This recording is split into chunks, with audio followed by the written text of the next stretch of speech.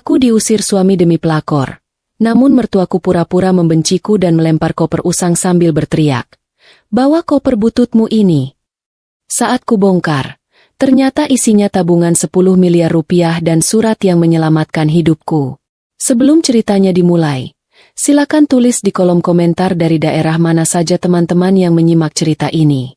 Jangan lupa like dan subscribe agar channel Kisah Penuh Berkah bisa semakin berkembang dan bisa mempersembahkan cerita yang lebih menarik lagi. Namaku Aina Safitri.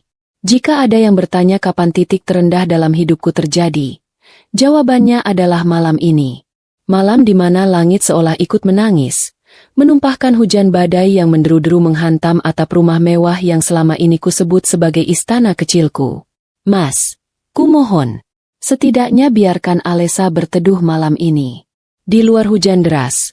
Mas, dia bisa sakit." Aku memohon dengan suara bergetar. Kupeluk erat tubuh kecil putriku yang baru berusia 5 tahun. Air mata di pipiku sudah tak bisa lagi dibedakan dengan rintik hujan yang membasahi wajahku. Yudhistira, laki-laki yang selama 6 tahun ini kupanggil suami, hanya berdiri bersedekap dada di ambang pintu rumah. Tatapannya begitu dingin tanpa sedikit pun sisa cinta atau belas kasihan yang dulu sering ia tunjukkan. Di sebelahnya, seorang wanita muda dengan pakaian ketat dan gincu merah menyala bergelayut manja di lengannya. Namanya Cindy. Laki-laki itu rela menghancurkan keluarga kecil kami demi wanita ini. "Ini bukan rumahmu lagi. Aina, kau sudah menandatangani surat penyerahan aset itu tadi siang. Secara hukum, kau tidak punya hak 1 sentimeter pun di tanah ini," ucap Yudhistira datar. Suaranya mengalahkan gemuruh guntur di langit malam. "Itu kau yang menjebakku, Mas. Kau bilang itu dokumen utang sementara untuk menyelamatkan perusahaanmu dari kebangkrutan. Kau menipuku." Teriakku histeris. Keputusasaan sudah menggerogoti akal sehatku. Cindy mendengus sinis. Ia menatapku dari atas ke bawah seolah aku ini seonggok sampah yang menjijikan. "Makanya, Mbak Aina, jadi perempuan itu jangan bodoh dan gampang ditipu. Sekarang minggir. Udara malam bikin kulitku kering. Mas Yudhistira, suruh dia cepat pergi. Aku risih lihatnya." Aku mengabaikan pelakor itu. Pandanganku beralih ke dalam rumah yang terang benderang, mencari satu-satunya sosok yang selalu menjadi pelindungku selama ini. "Ibu, Ibu Asih, tolong Aina. Bu, tolong cucu ibu." Teriakku memanggil ibu mertuaku. Ibu Asih adalah satu-satunya alasan aku bisa bertahan di rumah ini sejak ayah mertuaku almarhum Bapak Wahyu meninggal dunia setahun yang lalu. Ibu Asih selalu bersikap lembut padaku. Ia tahu bagaimana tabiat anaknya yang belakangan sering pulang larut malam dengan aroma parfum wanita lain. Aku yakin ibu pasti akan membelaku. Aku yakin ibu tidak akan membiarkan cucu kesayangannya diusir ke jalanan di malam badai seperti ini. Terdengar suara langkah kaki yang diseret dari ruang tengah. Jantungku berdebar penuh harap. Sosok Ibu Asih akhirnya muncul dari balik punggung Yudhistira. Wajahnya yang mulai keriput terlihat tegang. Namun harapanku hancur berkeping-keping saat melihat apa yang ia bawa. Ibu Asih menyeret sebuah koper kain berwarna coklat kusam. Koper butut yang sudah bertahun-tahun dibiarkan berdebu di gudang belakang. Ia menyeretnya dengan susah payah. Wajahnya terlihat mengeras dan rahangnya terkatup rapat. Ia berhenti tepat di depan pintu, menatapku dengan sorot mata yang tak bisa kubaca. "Ibu," panggilku lirih, berharap ia akan mengulurkan tangannya dan membawaku masuk. Tanpa aba-aba, Ibu Asih mengangkat koper butut itu dan melemparnya ke arahku dengan kasar. Koper itu mendarat berdebum di lantai teras yang licin, meluncur dan membentur kakiku hingga aku mengaduh tertahan. "Bawa koper bututmu ini dan pergi dari rumah anakku," teriak Ibu Asih. Suaranya melengking, memekakkan telinga. Matanya menatapku dengan kilat kebencian yang tidak pernah kulihat sebelumnya. Aku tertegun, mulutku terbuka, tapi suaraku seakan tercekat di tenggorokan. "Ibu, ibu mengusirku juga? Apa salah Aina, Bu?" Tanyaku dengan suara bergetar hebat. Rasa sakit dikhianati Yudhistira ternyata belum seberapa dibandingkan rasa sakit ditusuk dari belakang oleh mertua yang selama ini kuanggap seperti ibu kandungku sendiri. "Salahmu kau itu istri yang tidak berguna. Bisanya cuma menumpang hidup pada anakku. Dulu almarhum bapaknya Yudhistira saja yang terlalu memanjakanmu. Sekarang dia sudah tidak ada. Buat apa aku menahan benalu di sini? Cepat pergi bawa semua barang rongsokanmu ini dan jangan pernah tunjukkan wajahmu lagi di rumah ini. Bentak Ibu Asih tanpa ampun. Alesa mulai menangis histeris mendengar bentakan neneknya. Nenek jahat. Nenek jangan marah sama mama. Alesa takut. Jerit putri kecilku sambil menyembunyikan wajahnya di perutku. Bawa anak cengeng itu pergi. Aina, telingaku sakit mendengarnya. Tambah Ibu Asih lagi. Kali ini ia membuang muka. Sama sekali tidak mau menatap wajah cucunya yang sedang menangis ketakutan. Yudhistira tersenyum puas melihat ibunya berada di pihaknya. Ia merangkul pinggang Cindy dengan santai. Kau dengar sendiri, kan? Ibuku saja sudah muak melihatmu. Pergi sekarang atau aku akan panggil satpam kompleks untuk menyeretmu keluar dengan paksa. Blam! Pintu utama rumah itu dibanting tertutup. Terdengar bunyi klik tanda kunci diputar dari dalam. Suara tawa Cindy terdengar samar-samar sebelum akhirnya tertelan oleh derasnya suara hujan. Lututku lemah seketika. Aku jatuh terduduk di lantai teras yang dingin dan basah. Tubuhku gemetar hebat. Namaku Aina Safitri dan malam ini aku benar-benar telah kehilangan segalanya. Suamiku, rumahku, dan keluarga yang sangat kucintai semuanya direnggut dariku dengan cara yang paling kejam. Tanpa persiapan, tanpa belas kasihan. Hujan semakin deras. Angin malam berhembus menusuk tulang. Aku menunduk, menatap Alesa yang menggigil kedinginan dalam pelukanku. Pakaian kami sudah basah kuyup terkena tampias hujan badai. Mama, Alesa dingin, rintih putri kecilku. Bibirnya mulai membiru pucat. Mendengar rintihan Alesa, kekuatan tiba-tiba menyala di dalam dadaku. Kesedihanku berubah menjadi dorongan insting seorang ibu. Aku tidak boleh hancur sekarang.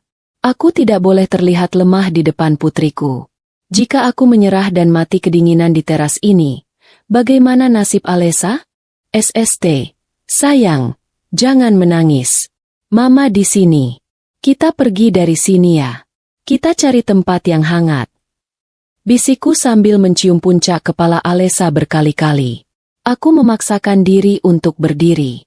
Kakiku masih terasa ngilu akibat benturan koper tadi. Kusap kasar air mata yang bercampur air hujan di wajahku. Aku menatap koper butut di dekat kakiku. Koper itu tampak usang. Ritsletingnya bahkan sudah sedikit berkarat. Di depan mataku sendiri tadi, Ibu Asih asal menjejalkan beberapa helai pakaianku ke dalamnya secara serampangan. Aku membungkuk untuk mengangkat gagang koper itu. Sret! Aku terkejut. Langkahku tertahan. Koper itu sangat berat. Untuk ukuran koper usang yang hanya berisi beberapa potong baju, beratnya sama sekali tidak masuk akal. Aku sampai harus menggunakan kedua tanganku dan melepaskan pelukanku dari Alesa sejenak hanya untuk membetulkan posisinya agar rodanya bisa ditarik. Roda koper itu berderit nyaring beradu dengan lantai keramik. Ayo sayang, pegang tangan mama kuat-kuat. Kataku pada Alesa. Kami melangkah menembus tirai hujan malam itu, meninggalkan pekarangan rumah yang menyimpan ribuan kenangan manis yang kini telah berubah menjadi racun mematikan. Aku tidak menoleh ke belakang lagi. Aku berjanji pada diriku sendiri.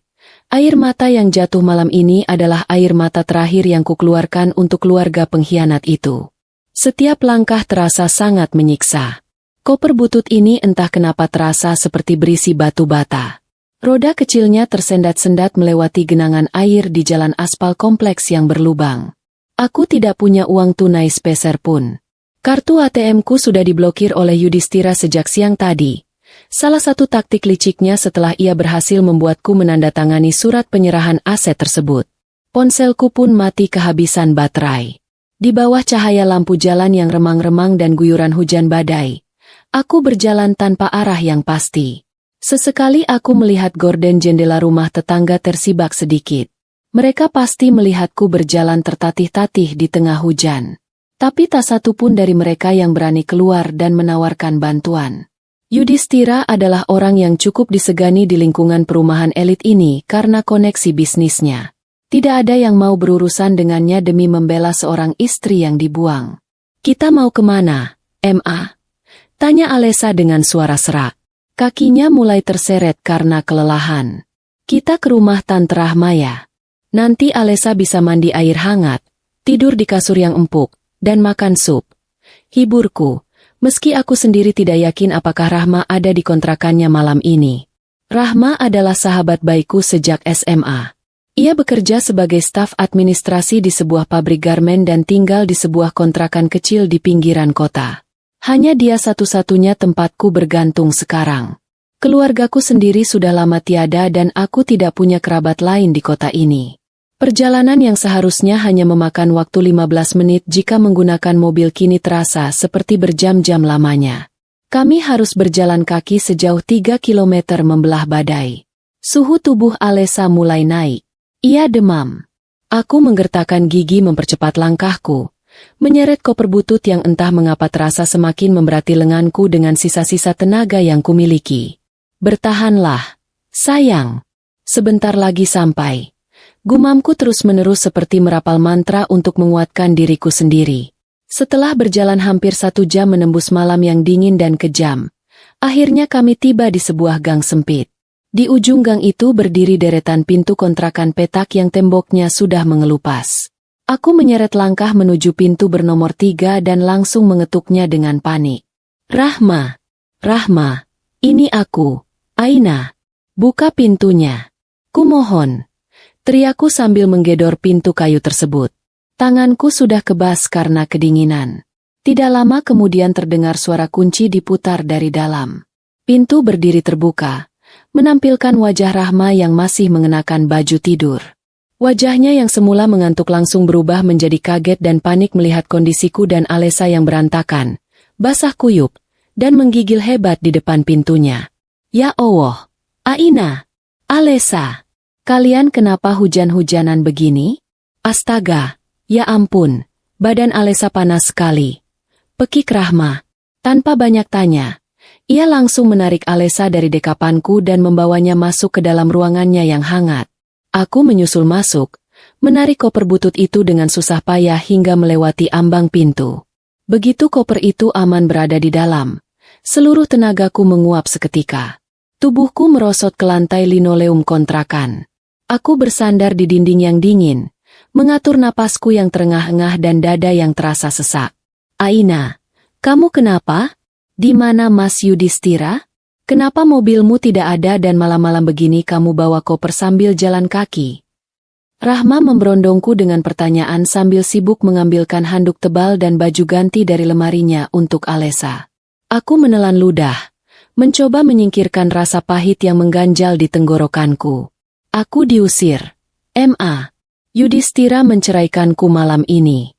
Dia menjebakku, mengambil alih rumah dan membawa selingkuhannya ke sana. Dan Ibu Asih. Dia yang melemparkan koper ini ke wajahku dan menyuruhku pergi membawa rongsokan ini. Rahma menghentikan gerakannya. Matanya membelalak tak percaya menatapku. "Ibu Asih? Ibunya Mas Yudhistira? Tapi beliau kan selalu membelamu selama ini. Kamu kan menantu kesayangannya.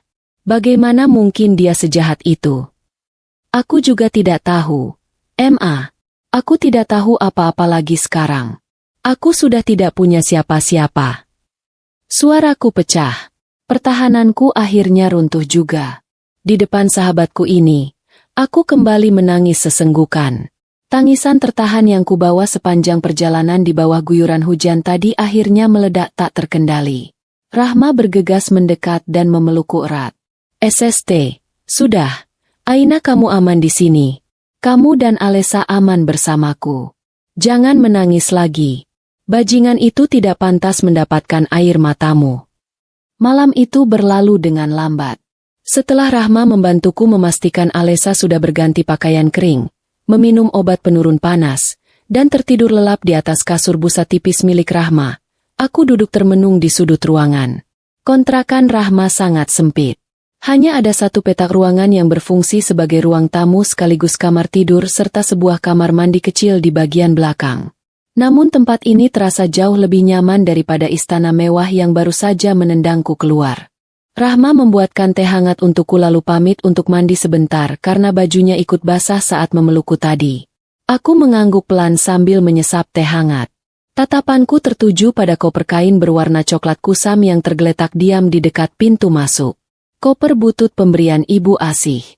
Saksi bisu pengusiranku yang paling menyakitkan. Ada perasaan mengganjal di hatiku. Sebuah keanehan yang sedari tadi mengganggu pikiranku.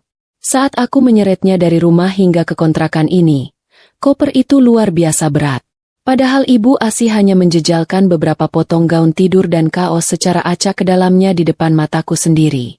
Tidak ada barang berharga, tidak ada sepatu, apalagi benda padat lainnya. Rasa penasaran perlahan mengalahkan rasa lelah dan sedihku.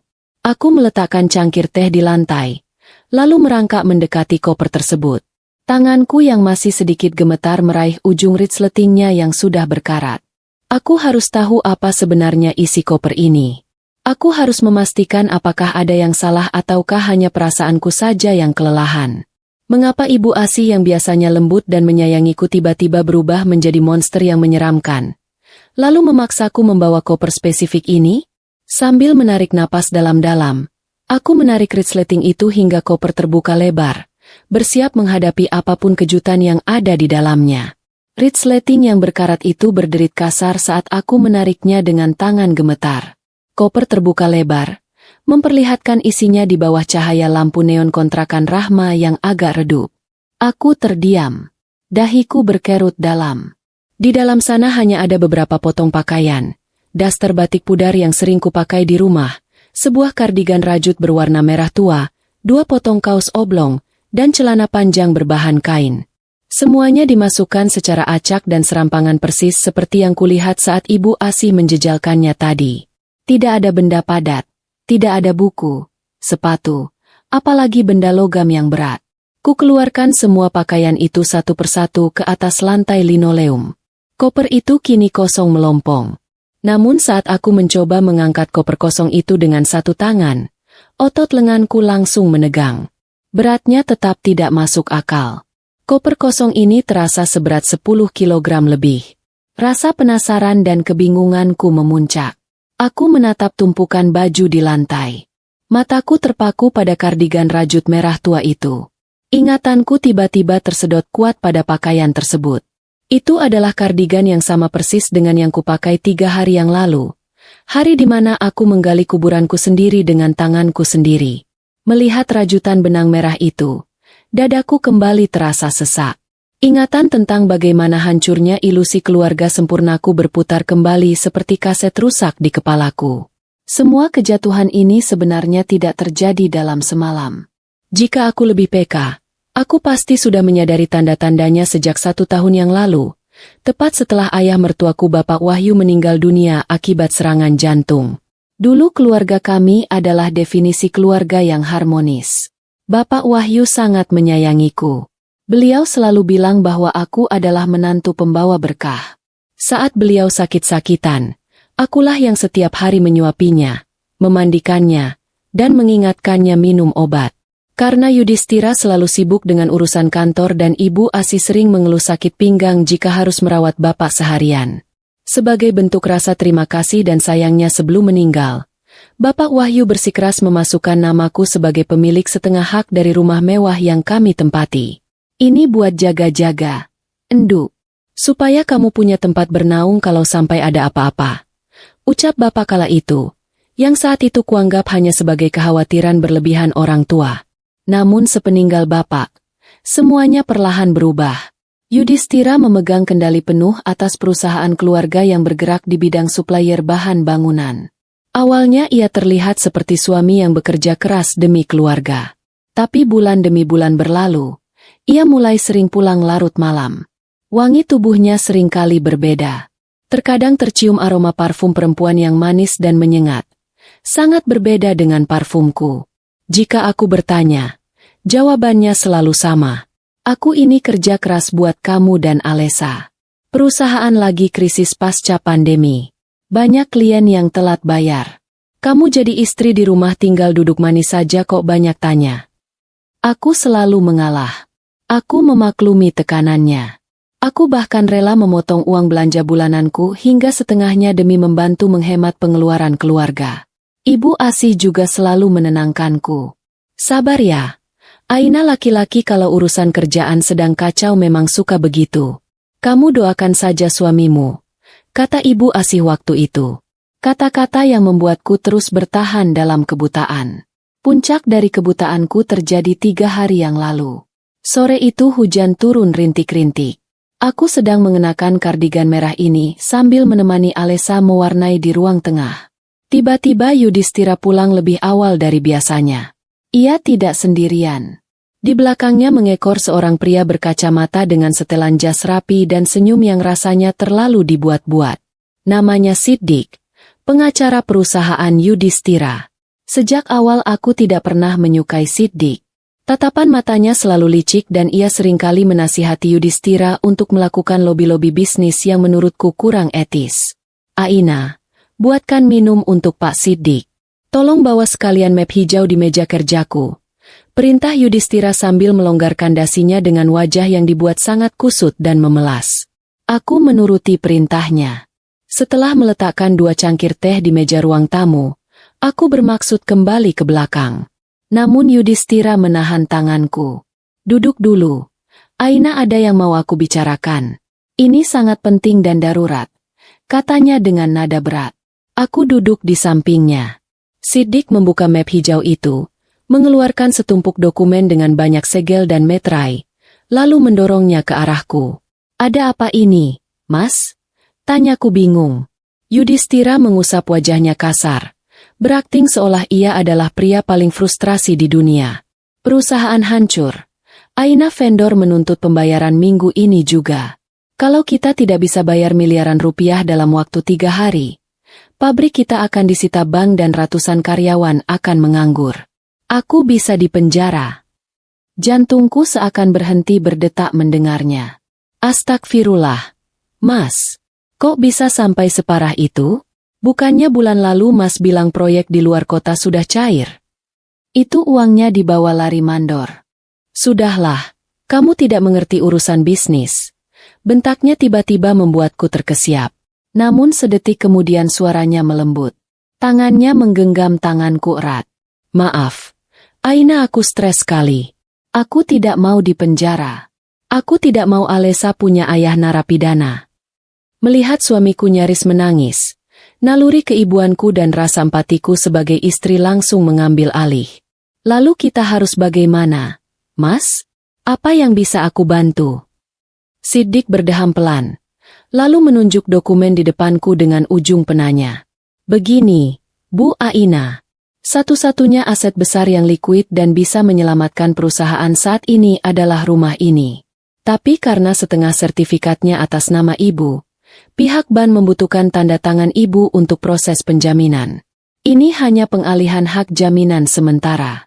Begitu proyek bulan depan cair, rumah ini akan aman kembali. Aku menatap tumpukan kertas itu dengan ragu. Tulisan di dalamnya terlalu kecil dan dipenuhi istilah hukum yang tidak ku mengerti. Tapi, Mas, ini kan rumah peninggalan Bapak. Kalau sampai kita gagal bayar, kita dan Ibu Asih mau tinggal di mana? Kamu tidak percaya padaku, Aina? Suara Yudhistira mulai meninggi lagi. Ia melepaskan genggaman tangannya dan menatapku dengan sorot kecewa yang dibuat-buat. Aku ini suamimu, kepala keluargamu. Aku banting tulang siang malam sampai kurang tidur demi menghidupi kalian. Dan sekarang saat aku butuh bantuanmu sedikit saja untuk menyelamatkan namaku, kamu meragukanku. Ya sudah, biar aku pinjam uang ke rentenir saja. Biar besok preman-preman itu datang ke sini mengancam nyawa anak kita. Bukan begitu maksudku, Mas. Aku panik. Pikiranku buntu. Ancaman tentang rentenir dan keselamatan Alesa membuatku kehilangan kejernihan berpikir. Kalau begitu tanda tangani, Bu Aina. Waktu kita tidak banyak. Bang, sebentar lagi tutup. Desak Siddik dengan nada halus namun menekan. Di saat seperti itu, aku mencari-cari sosok Ibu Asih, berharap ia bisa menengahi. Namun anehnya sore itu Ibu Asih sedang pergi ke pengajian dan belum pulang. Aku benar-benar sendirian menghadapi intimidasi mental dari dua laki-laki ini. Dengan tangan gemetar, di bawah tatapan tajam suamiku dan senyum licik pengacaranya, aku mengambil pena itu. Tanpa membaca detail klausul berhuruf kecil di lembar ketiga dan keempat, aku membubuhkan tanda tanganku di atas 3 buah meterai. Bagus. Terima kasih atas kerjasamanya, Bu Aina. Ucap Sidik cepat langsung merapikan dokumen itu dan memasukkannya kembali ke dalam map hijau. Seolah takut aku akan berubah pikiran dan merebutnya kembali. Yudhistira tersenyum menepuk bahuku pelan. Terima kasih. Aina, kau memang istri yang baik. Saat itu aku merasa lega karena merasa telah menyelamatkan suamiku. Aku tidak tahu bahwa kalimat, istri yang baik, dari mulutnya adalah sebuah ejekan. Aku sama sekali tidak tahu bahwa yang kutandatangani bukanlah surat jaminan bank sementara, melainkan surat pelepasan hak aset sepihak. Aku baru saja menyerahkan hak kepemilikanku atas rumah itu sepenuhnya kepada Yudhistira tanpa syarat. Dan berbekal dokumen itulah, hari ini 3 hari setelah penandatanganan tersebut, ia dengan mudah mengusirku secara legal. Ia tidak bangkrut. Perusahaannya baik-baik saja. Ia hanya butuh cara untuk membuangku tanpa harus membagi harta Gonogini agar ia bisa membawa masuk Cindy, wanita simpanannya itu, ke dalam rumah peninggalan Bapak Wahyu. Suara petir yang menggelegar di luar memecah lamunanku, menarikku kembali ke realitas di kamar kontrakan yang sempit dan dingin ini. Aku meremas kardigan merah di tanganku kuat-kuat. Bodoh, bodoh, bodoh. Aku merutuki diriku sendiri. Kepolosanku. Kepercayaanku yang buta pada suami telah mengorbankan masa depan putriku sendiri. Aku terlalu naif menganggap bahwa pernikahan adalah tempat yang aman dari kelicikan. Rahma masih berada di kamar mandi. Suara gemericik air terdengar samar-samar. Alesa tertidur lelap dengan napas yang mulai teratur. Efek dari obat penurun panas yang mulai bekerja. Aku kembali menatap koper kain yang teronggok di depanku.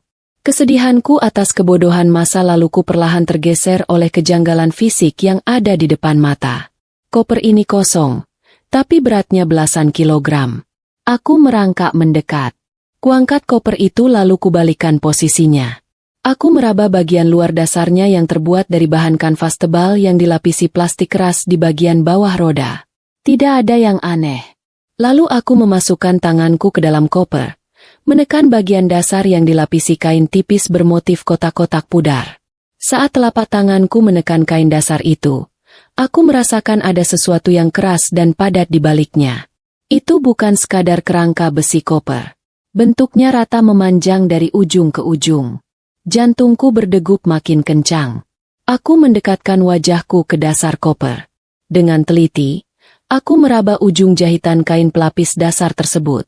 Di salah satu sudut yang tersembunyi di dekat engsel roda, aku menemukan sesuatu. Jahitan di sudut itu terlihat berbeda dengan jahitan pabrik di sekelilingnya.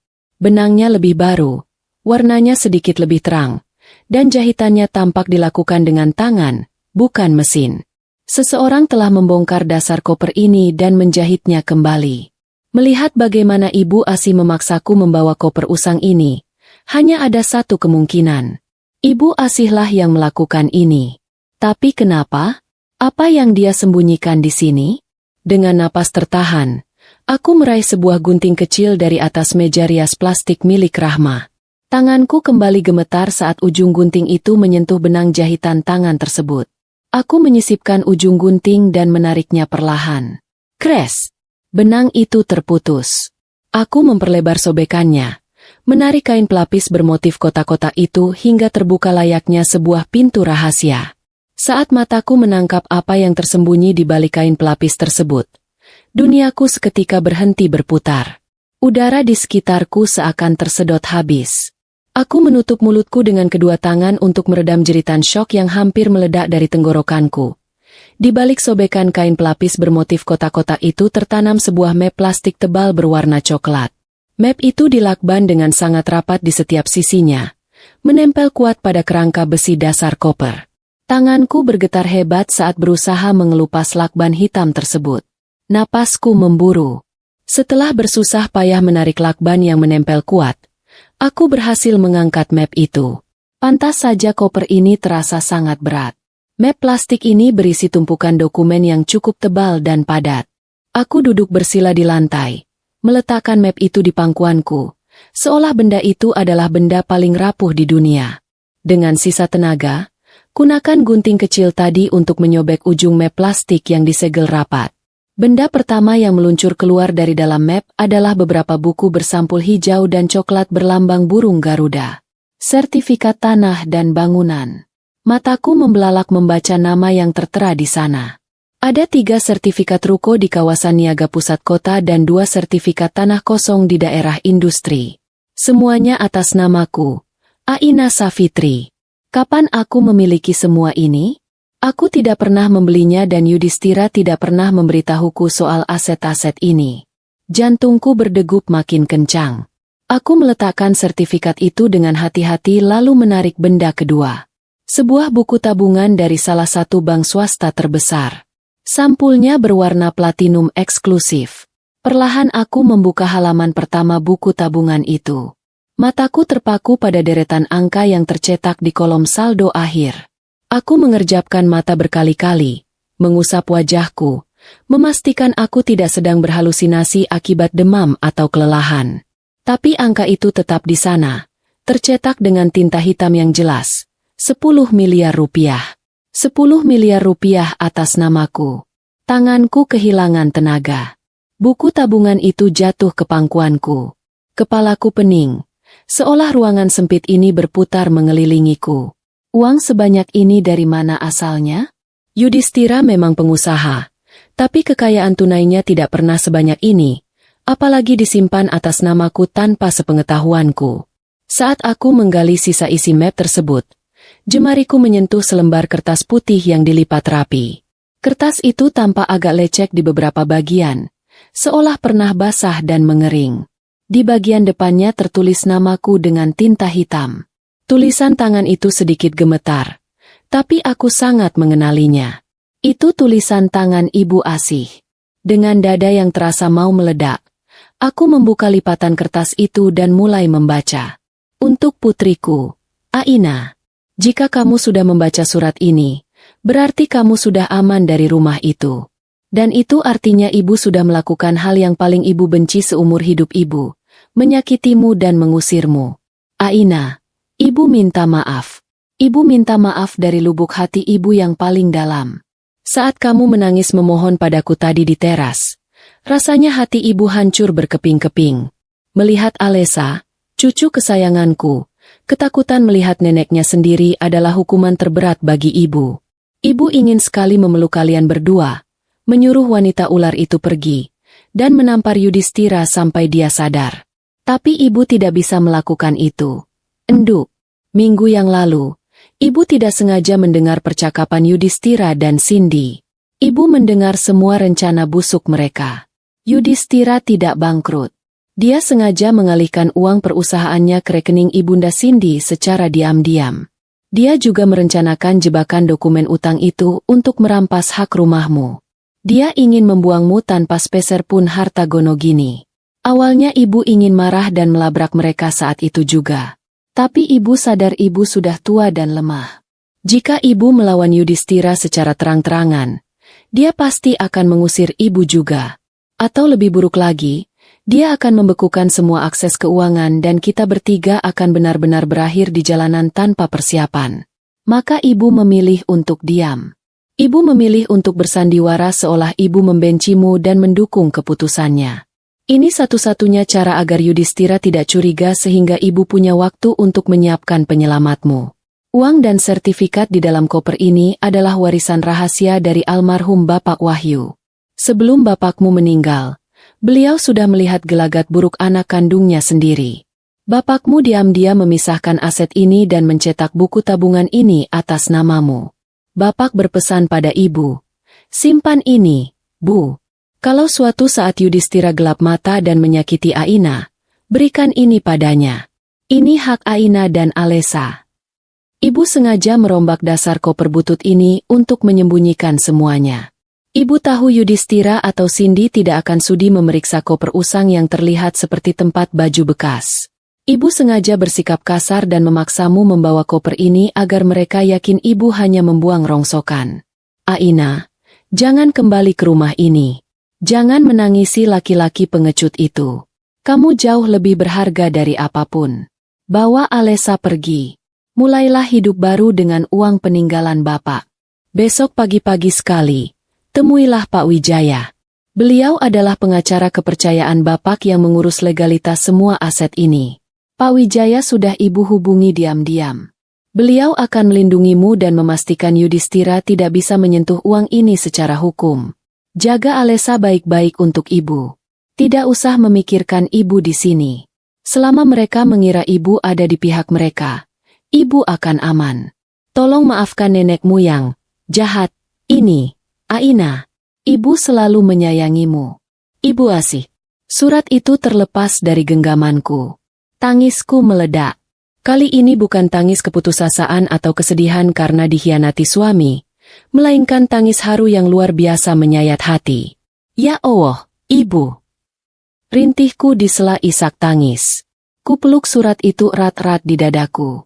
Terbayang kembali wajah keras Ibu Asih saat melemparkan koper ini. Terbayang bagaimana rahangnya terkatup rapat.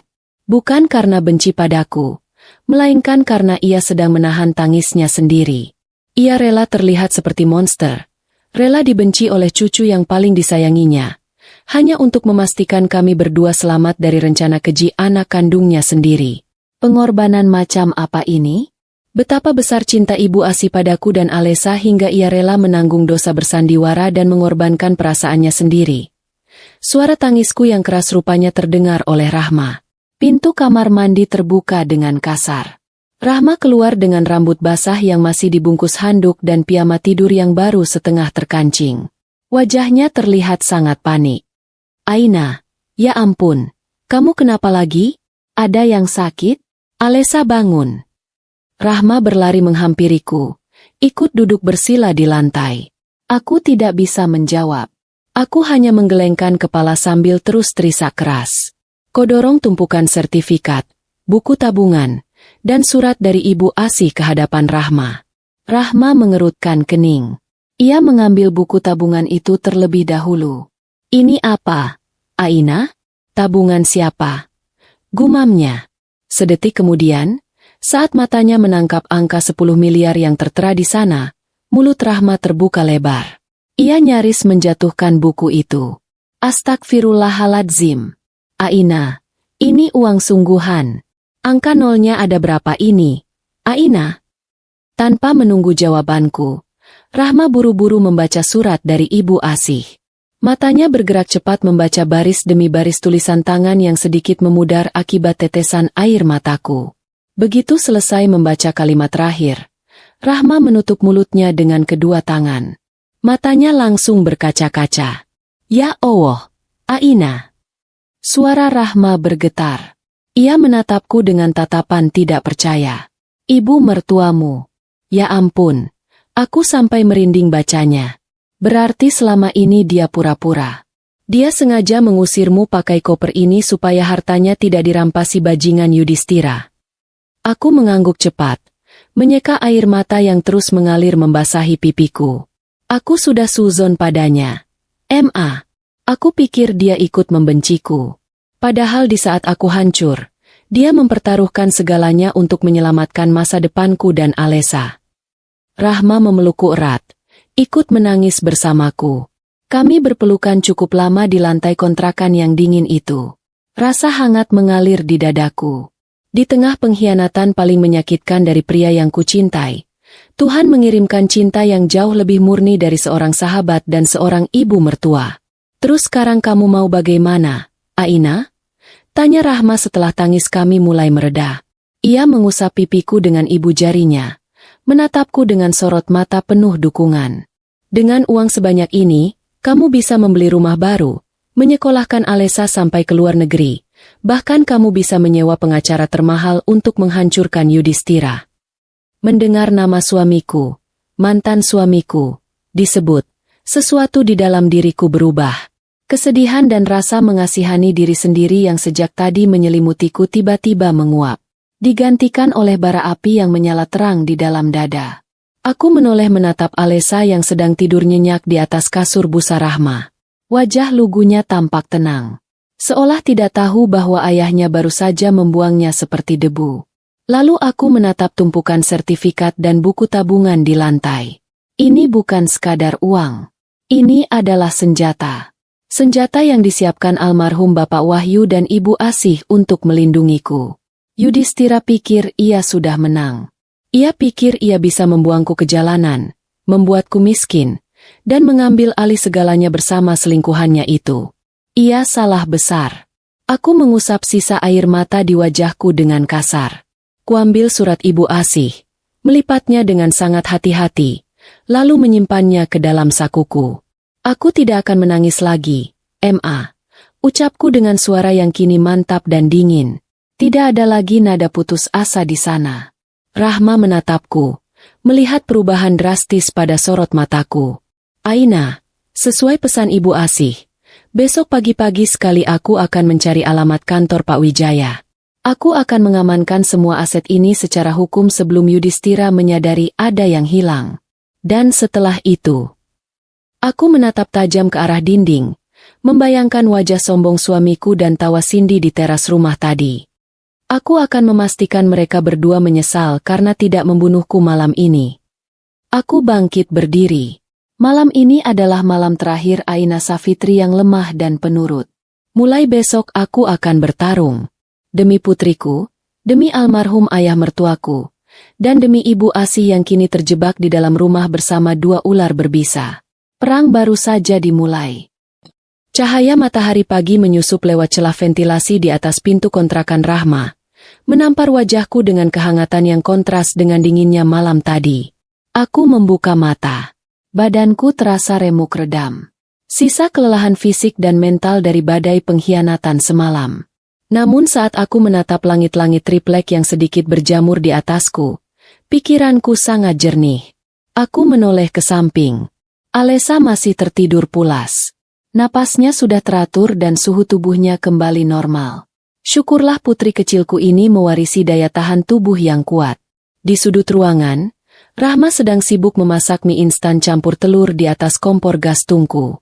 Aroma gurih kaldu ayam memenuhi ruangan sempit itu, mengingatkanku bahwa aku butuh tenaga untuk menghadapi hari ini. Sudah bangun?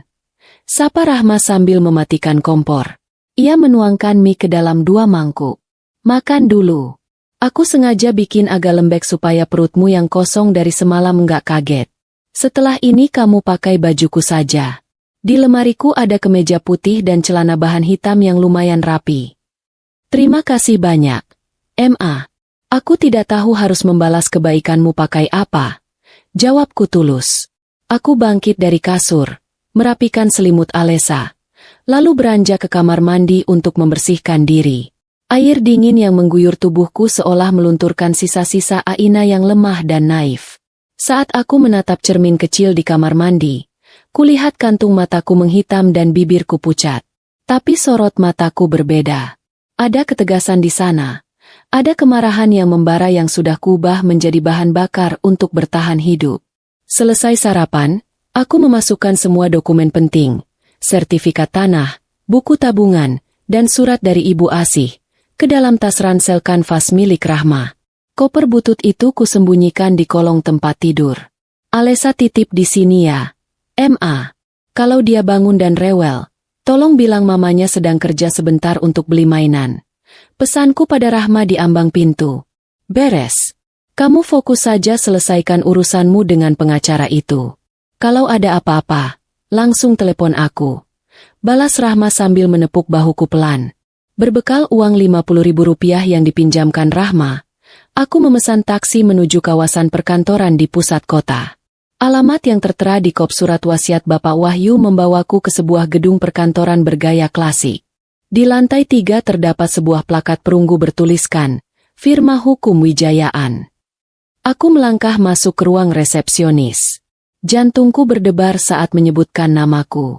Resepsionis itu tampak terkejut lalu dengan cepat berdiri dan mengantarku langsung ke ruang utama tanpa harus membuat janji terlebih dahulu. Pintu kayu jati berukir itu terbuka. Di balik meja kerja besar yang dipenuhi tumpukan map duduk seorang pria parubaya dengan kacamata baca berbingkai tebal. Rambutnya sudah memutih seluruhnya. Namun postur tubuhnya masih tegap dan auranya memancarkan wibawa. Astagfirullah. Na'aina. Pria itu, Pak Wijaya, langsung berdiri dari kursinya begitu melihatku. Ia berjalan cepat menghampiriku dan menuntunku duduk di sofa kulit ruangannya. Alhamdulillah kamu selamat. Nak, tadi malam Ibu Asih menelepon Bapak pakai nomor rahasia. Beliau menangis histeris, menceritakan bahwa beliau terpaksa mengusirmu dengan cara yang sangat kasar supaya kamu bisa membawa keluar koper itu. Mendengar nama Ibu Asih disebut, dadaku kembali sesak. Ibu Asih baik-baik saja kan, Pak? Mereka tidak menyakitinya. Pak Wijaya menghela napas panjang dan menggeleng pelan. Untuk saat ini beliau aman. Yudhistira dan perempuan selingkuhannya itu mengira Ibu Asih ada di pihak mereka. Tapi kita tidak tahu sampai kapan Ibu Asih bisa bertahan bersandiwara di dalam rumah itu. Karena itulah kita harus bergerak cepat. Aku mengangguk tegas. Kubuka tas ranselku, lalu kukeluarkan map kedap air yang kutemukan di dalam koper semalam. Kuserahkan semuanya ke atas meja Pak Wijaya.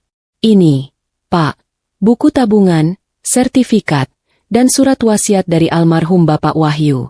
Saya ingin memastikan bahwa Yudhistira tidak akan bisa merampas semua ini dengan dalih harta gono gini. Pak Wijaya tersenyum tipis, memakai kacamatanya dan memeriksa dokumen tersebut satu persatu dengan teliti. Kamu tidak perlu khawatir. Na'aina, almarhum Bapak Wahyu itu orang yang sangat cerdas. Beliau sudah membaca gelagat buruk anaknya sejak lama. Aset-aset ini dibeli jauh sebelum kamu dan Yudhistira menikah dan secara hukum telah dihibahkan secara sah kepadamu melalui akta notaris yang Bapak pegang aslinya. Pak Wijaya mengetuk buku tabungan bersampul platinum itu. Dan untuk dana tunai 10 miliar ini, almarhum menggunakan sistem transfer khusus yang mencantumkan namamu sebagai penerima manfaat tunggal. Ini adalah warisan murni, bukan harta bersama selama pernikahanmu dengan Yudhistira. Pengadilan agama manapun tidak akan bisa mengeksekusi harta ini sebagai gono gini. Uang ini mutlak milikmu dan Alesa.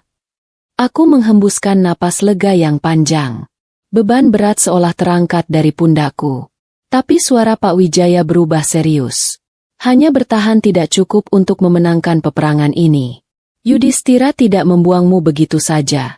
Dia sengaja memiskinkanmu. Kita butuh amunisi untuk menyerang balik.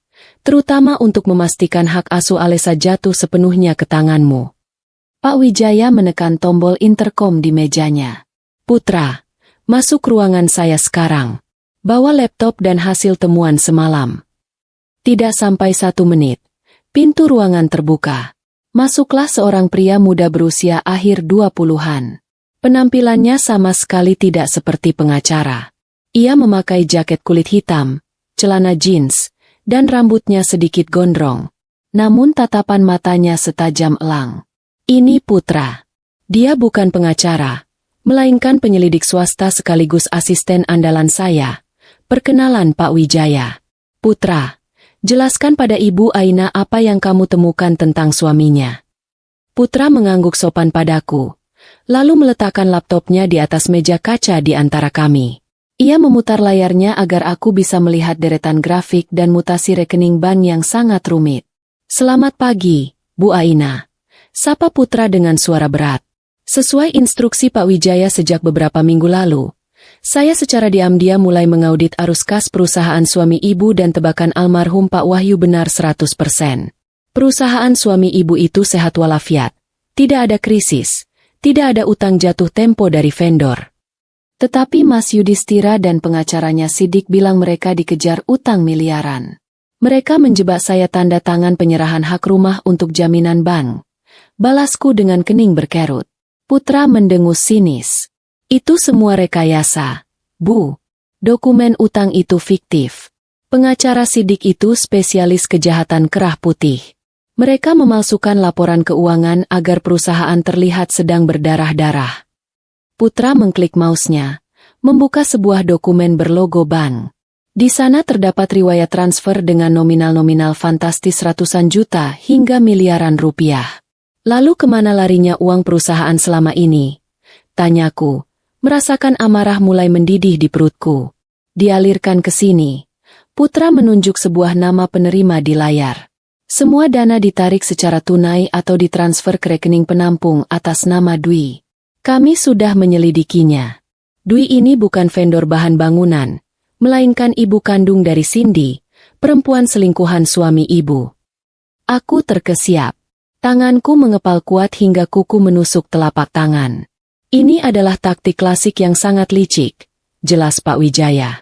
Yudhistira sengaja menguras aset perusahaan dan memindahkan kekayaan keluarganya ke pihak ketiga, Ibunda Cindy, agar ketika dia menceraikanmu secara hukum, asetnya terlihat kosong. Jadi kamu tidak akan mendapatkan apa-apa dalam pembagian harta bersama.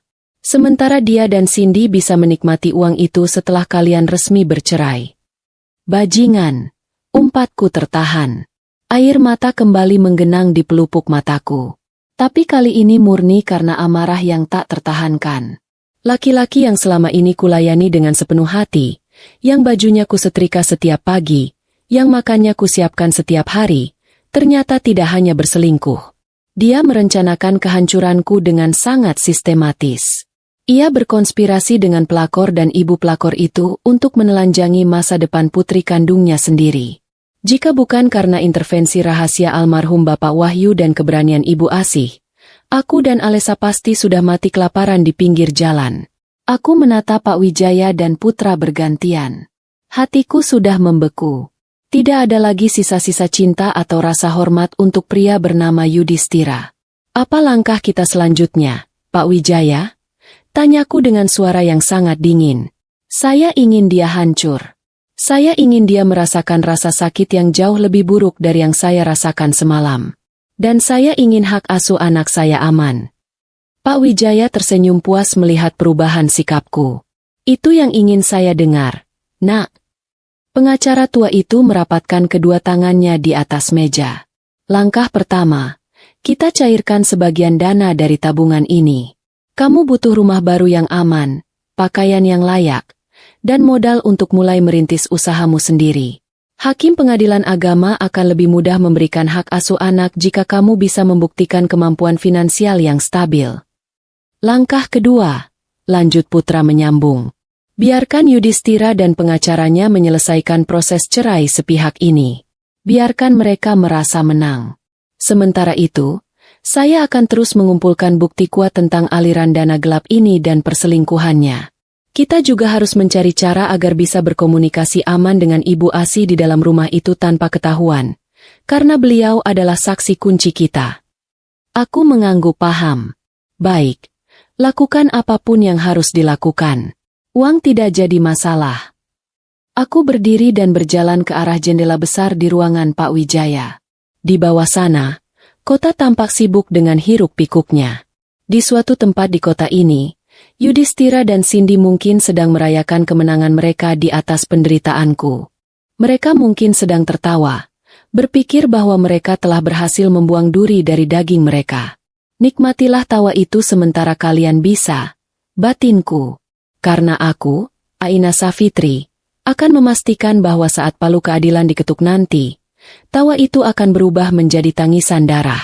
Kalian telah membangunkan singa betina yang sedang terluka dan sekarang singa ini siap menerkam. 2 minggu setelah pertemuanku dengan Pak Wijaya, duniaku berubah 180 derajat.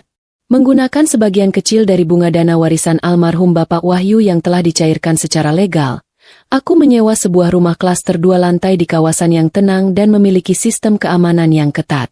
Rumah itu luas, berpagar tinggi, dan memiliki halaman belakang kecil yang aman untuk tempat Alesa bermain. Aku juga membelikan Rahma sebuah motor metik baru sebagai ucapan terima kasih karena telah menampungku di malam paling kritis dalam hidupku. Meski awalnya Rahma menolak mentah-mentah karena merasa ketulusannya dinilai dengan materi, aku memaksanya. Ini bukan bayaran untuk kebaikanmu, Ma. Ini fasilitas agar kamu tidak perlu berdesakan naik angkot lagi saat pergi kerja dan agar kamu bisa lebih mudah menjenguk Alesa di sini. Kataku malam itu yang akhirnya membuatnya lulus sambil menangis haru. Hari ini penampilanku sangat berbeda. Rambutku yang biasa kuikat asal-asalan kini dipotong rapi sebahu. Kemeja putih yang dulu kupinjam dari Rahma telah digantikan dengan setelan blazer formal berwarna biru dongker yang pas di tubuhku. Aku berdiri di depan cermin besar di kamar utamaku, menatap pantulan diriku sendiri. Aina Safitri yang penurut yang selalu menunduk saat dibentak Yudhistira telah mati. Di cermin ini yang ada hanyalah seorang wanita mandiri yang siap bertarung. "Mama, lihat Alesa sudah pakai sepatu baru," seru putri kecilku berlari masuk ke kamar sambil memamerkan sepatu olahraga berwarna merah muda miliknya. Pipinya yang dulu agak tirus kini mulai kembali berisi dan kemerahan. Aku berlutut, merapikan tali sepatunya, lalu mencium pipinya dalam-dalam. "Cantik sekali anak mama. Nanti di sekolah baru, Alesa harus rajin belajar ya, sayang." "Iya, Ma. Alesa mau jadi pintar seperti mama," jawabnya polos dengan senyum lebar yang sangat berharga bagi hidupku. Setelah mengantarkan Alesa ke TK barunya, aku memacu mobil baruku menuju kantor Pak Wijaya. Hari ini adalah momen krusial. Sesuai dengan nasihat hukum Pak Wijaya, aku tidak boleh membiarkan uang 10 miliar itu mengendap begitu saja. Uang tunai yang diam di bank akan sangat mudah diendus oleh pengacara licik seperti Siddiq jika mereka mulai melacak asal-usul kemampuanku membiayai hidup yang baru. Aku harus memutar uang itu menjadi sebuah entitas bisnis yang sah dan legal atas namaku. "Selamat pagi, Bu Aina," sapa putra yang sudah menungguku di ruang rapat firma hukum Wijaya. Penampilannya masih sama, berjaket kulit dan cuek. Namun kali ini ada map tebal di tangannya. "Pagi, Putra. Pak Wijaya mana?" tanyaku sambil duduk di seberang mejanya. Pak Wijaya sedang menghadiri sidang di pengadilan negeri. Beliau menyerahkan urusan ini pada saya. "Nah, ini yang ibu minta," ucap Putra sambil menyodorkan dokumen pendirian perusahaan. Aku membuka map tersebut. Di sana tertera nama perusahaan yang baru saja didaftarkan ke Kementerian Hukum dan HAM, PT Safitri Megah Perkasa. Perusahaan ini bergerak di bidang investasi real estate dan perdagangan umum. Sesuai rencana kita, modal dasar perusahaan ini murni diambil dari akun amanah trust milik ibu. 2 ruko di pusat kota yang dihibahkan almarhum Bapak Wahyu juga sudah dialihkan ke kepemilikan sebagai aset atas nama PT ini. Dengan begini, jika Yudhistira atau antek-anteknya mencoba melacak, yang mereka lihat adalah sebuah perusahaan investasi baru yang bergerak agresif. Bukan seorang janda miskin yang mendadak punya uang gaib, jelas Putra panjang lebar. "Bagus." Aku tersenyum dingin. "Lalu bagaimana dengan perkembangan penyelidikan terhadap Yudhistira?" Putra menyandarkan punggungnya ke kursi. Senyum sinis tersungging di bibirnya. "Si keparat itu sedang merasa di atas angin, Bu. Surat gugatan cerai sepihak yang dia ajukan sudah masuk ke pengadilan agama. Berkat kelicikan Siddiq, mereka berhasil mendaftarkan gugatan itu dengan status, istri tidak diketahui keberadaannya setelah kabur dari rumah. Itu trik agar sidang bisa berjalan cepat secara fair stake tanpa kehadiran tergugat. Sehingga hakim langsung mengetuk palu cerai tanpa perlu membagi harta gono gini." Aku mengepalkan tangan di bawah meja. Dia benar-benar ingin menghapuskan keberadaanku seolah aku tidak pernah menjadi istrinya. "Benar. Tapi justru itu yang kita mau, kan?" Putra mengedipkan sebelah matanya. Biarkan dia merasa menang.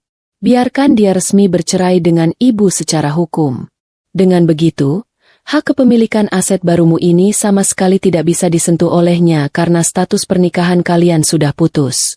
Kita sengaja tidak menghadiri sidang cerai itu agar prosesnya cepat selesai. Lalu bagaimana dengan Ibu Asih? Apakah ada kabar dari dalam rumah? Rasa cemas kembali merayap di dadaku saat memikirkan ibu mertuaku yang berjuang sendirian di sana.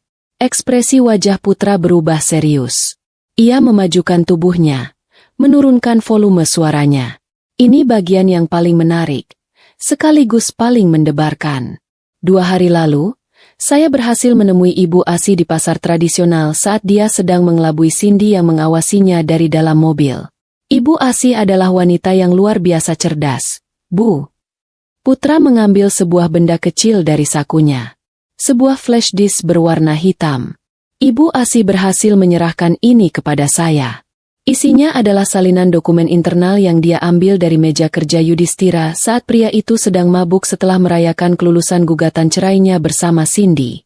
Dokumen ini berisi skema nyata bagaimana Yudhistira dan Siddiq memalsukan tanda tangan ibu pada lembar persetujuan utang yang dulu membuat ibu diusir. Aku menerima flash disk itu. Menggenggamnya erat seolah benda kecil ini adalah kunci dari peti mati Yudhistira. Ibu Asih, dia tidak dicurigai. Sejauh ini belum. Ibu Asih benar-benar total dalam sandiwaranya. Di rumah dia bersikap seperti orang tua yang mulai pikun dan penurut. Cindy bahkan memperlakukannya seperti pembantu tanpa bayaran, menyuruhnya mencuci baju dan membersihkan lantai. Ibu Asih menerima semua itu demi mengumpulkan setiap keping bukti kejahatan anak kandungnya sendiri untuk ibu, kata Putra dengan nada kagum yang tulus.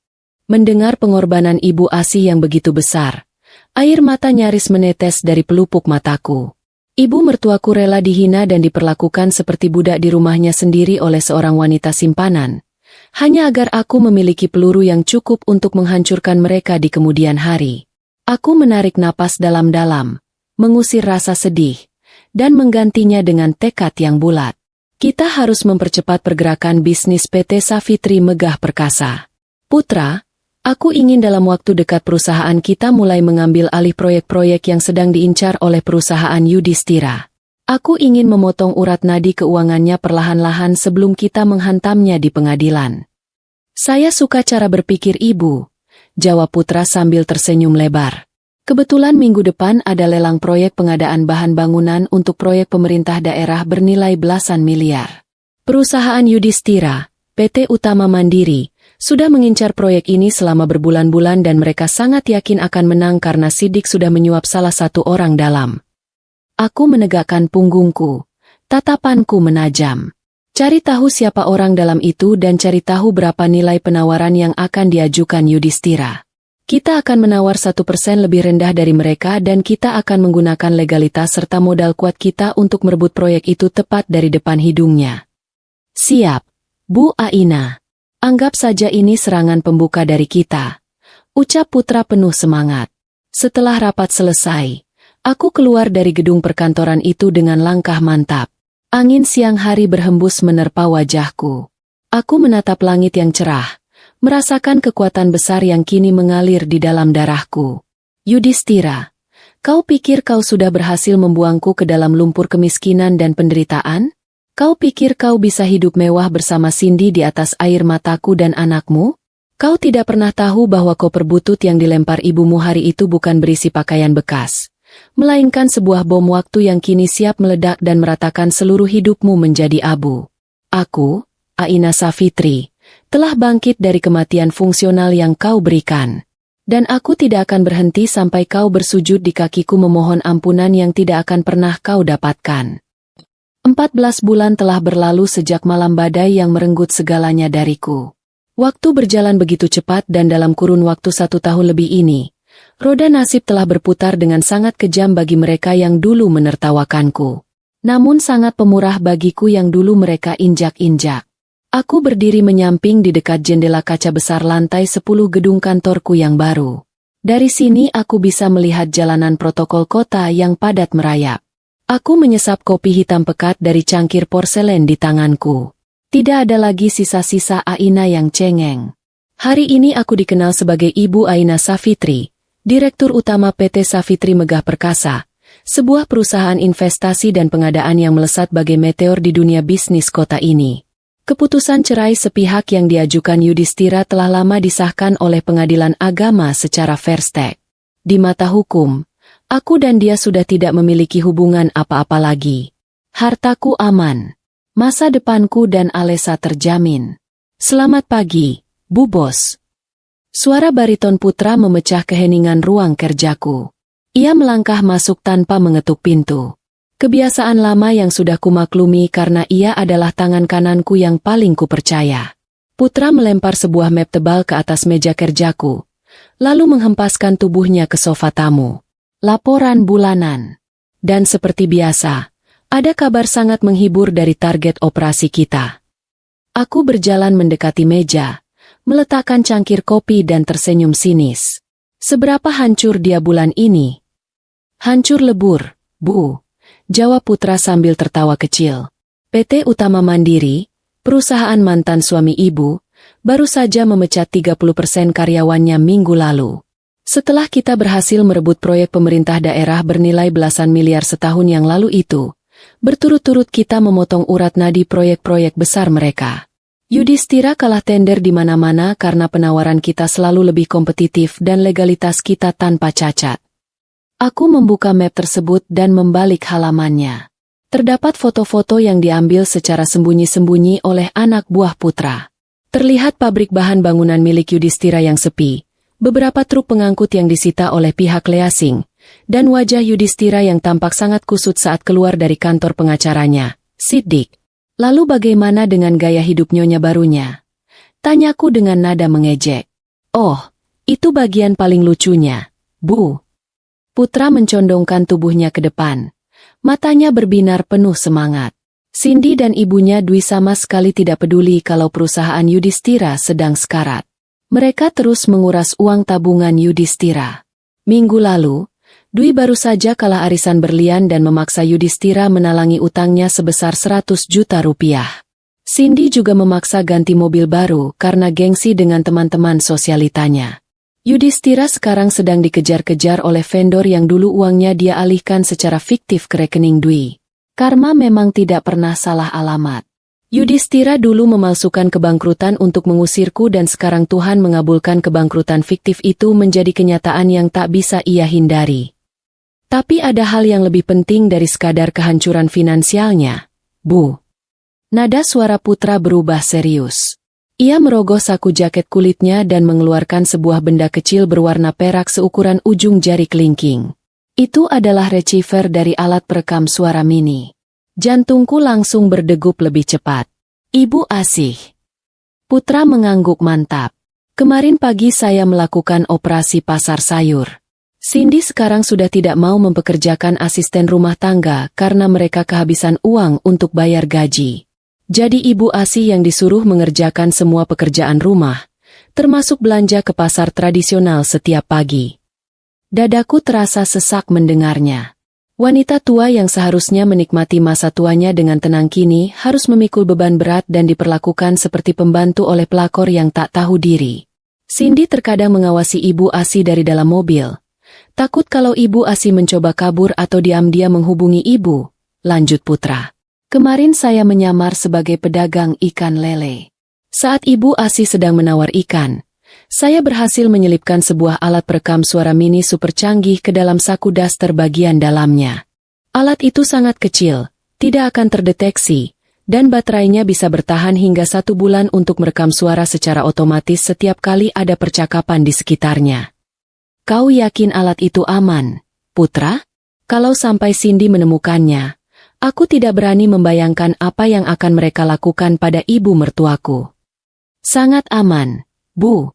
Saya sudah mengajar Ibu Asih cara mematikannya jika keadaan darurat hanya dengan menekan satu tombol kecil. Dan tadi malam, alat itu sudah mengirimkan transmisi rekaman pertamanya ke server kita. Putra mengambil laptop dari tasnya, membukanya di atas mejaku, dan menyambungkan receiver tersebut. Ibu harus mendengarkan ini. Persiapkan hati ibu. Putra menekan tombol play. Terdengar suara kresek-kresek pelan. Suara langkah kaki, lalu denting piring yang beradu dengan meja kaca. Aku langsung mengenali itu adalah suara dari ruang makan di rumah lamaku. Tiba-tiba suara lengkingan tajam seorang wanita memecah speaker laptop. Heh, nenek tua, ini piring cuciannya masih bau amis. Kamu itu kalau nyuci pakai sabun yang banyak dong. Jangan pelit. Pantas saja Mas Yudhistira dulu muak lihat kamu dan menantu kesayanganmu itu. Kerjaan gampang begini saja tidak becus. Itu suara Cindy. Nadanya penuh kesombongan dan hinaan. Air mataku langsung menggenang. Tanganku terkepal kuat hingga kuku-kukuku memutih. Lalu terdengar suara Ibu Asih, pelan, bergetar, dan terdengar sangat lemah. Maaf, enduk Cindy. Sabun cucinya sudah habis sejak kemarin. Ibu mau minta uang buat beli. Tapi enduk Cindy sedang tidur. Alah, alasan saja. Bilang saja kamu mau nyolong uang belanja, kan? Awas ya, Kalau nanti Mas Yudhistira pulang piringnya masih bau, kamu tidur di teras luar. Ancam Cindy dengan kejam. Aku memejamkan mata rapat-rapat. Rasanya aku ingin masuk ke dalam rekaman itu, mencekik leher Cindy dan merobek mulut congkaknya. Ibu Asih membiarkan dirinya diinjak-injak setiap hari demi melindungiku dan Alesa. Ia bersandiwara menjadi mertua pikun yang lemah tak berdaya di bawah cengkeraman wanita ular itu. Rekaman itu berlanjut. Suasana sepertinya berpindah ke malam hari. Terdengar suara pintu dibanting dengan keras. Disusul suara bariton yang sangat kukenali, diwarnai nada frustrasi. Kamu gila, Sin. Aku baru pulang kerja. Kepalaku mau pecah ngurusin bank yang mau menyita mesin pabrik, dan kamu malah minta transferan 500 miliar buat ibumu. Yudhistira berteriak marah. Loh, Mas kok bentak-bentak aku? Mama itu lagi butuh modal buat buka butik. Kamu kan janji mau bahagiain aku setelah cerai dari si Aina miskin itu. Mana buktinya? Rumah ini saja sertifikatnya mau kamu gadaikan lagi, kan? Cindy membalas tak kalah keras. Uang dari mana? Sin? Perusahaanku hancur. Semua tender pemerintah disapu bersih sama perusahaan baru sialan itu. PT Savitri apa itu namanya? Aku nggak tahu mereka dapat modal dari mana. Tapi mereka terus mencekik bisnisku. Kalau begini terus, bulan depan kita bisa benar-benar gembel. Suara Yudhistira terdengar sangat putus asa. Terdengar suara barang pecah belah dilempar ke lantai. Rekaman itu berhenti. Putra menutup laptopnya perlahan. Menatapku dengan tatapan prihatin bercampur puas. Aku menyeka sudut mataku yang basah lalu menarik napas panjang. Kesedihan yang sempat muncul karena mendengar penderitaan Ibu Asih langsung tergantikan oleh kepuasan yang dingin dan kelam. Dia sudah mulai merasakan jepitan kita, Putra. Ucapku pelan, namun penuh penekanan. Benar, Bu. Yudhistira sudah di ujung tanduk. Dia butuh suntikan dana segar secepatnya. Dan disinilah titik berbahayanya. Putra memajukan tubuhnya. Orang yang putus asa akan melakukan apa saja. Siddiq, pengacaranya itu, mulai mencium keanehan. Dia mulai menyelidiki siapa sebenarnya dalang dibalik PT Savitri Megah Perkasa yang terus-menerus menghancurkan mereka di setiap tender. Aku tersenyum miring. Nama perusahaanku menggunakan nama belakangku. Cepat atau lambat mereka pasti akan tahu. Betul. Siddiq punya banyak kenalan di pemerintahan. Kalau dia melacak akta pendirian perusahaan kita, dia akan melihat nama ibu sebagai direktur utama.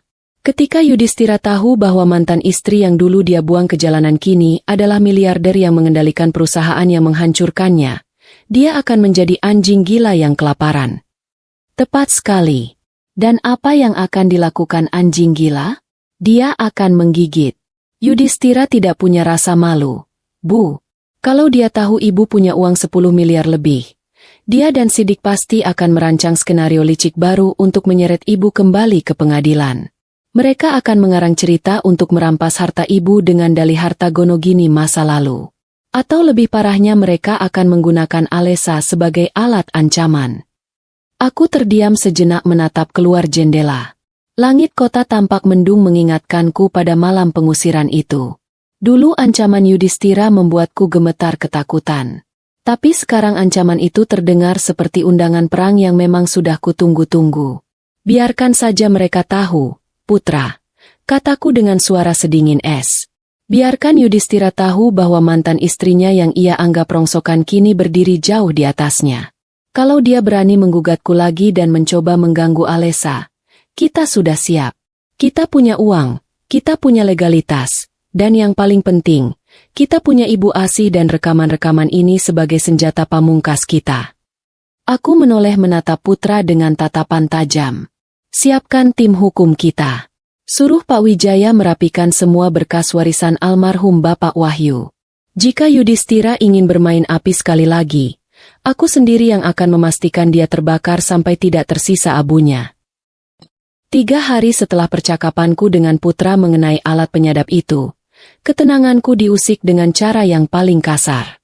Pagi itu, aku baru saja selesai memimpin rapat direksi untuk membahas ekspansi anak perusahaan kami di bidang logistik. Langkah sepatuku menggema mantap di lorong berkarpet tebal menuju ruanganku. Namun belum sempat aku menyentuh gagang pintu, keributan terdengar dari arah lobi utama lantai 10. Maaf, Pak, Anda tidak bisa masuk tanpa janji temu. Saya akan panggil security. Suara panik Siska, resepsionis kantorku, terdengar menggema. Minggir kamu. Direktur utama kalian itu mantan istri saya. Saya berhak masuk kemanapun saya mau di gedung ini. Balasan berupa bentakan kasar dan arogan itu seketika membuat langkahku terhenti. Darahku mendesir. Aku sangat mengenali suara bariton yang serak dan penuh arogansi itu. Suara yang selama bertahun-tahun selalu membuatku menunduk ketakutan. Tapi hari ini di wilayah kekuasaanku sendiri, suara itu terdengar seperti gong pembuka arena gladiator.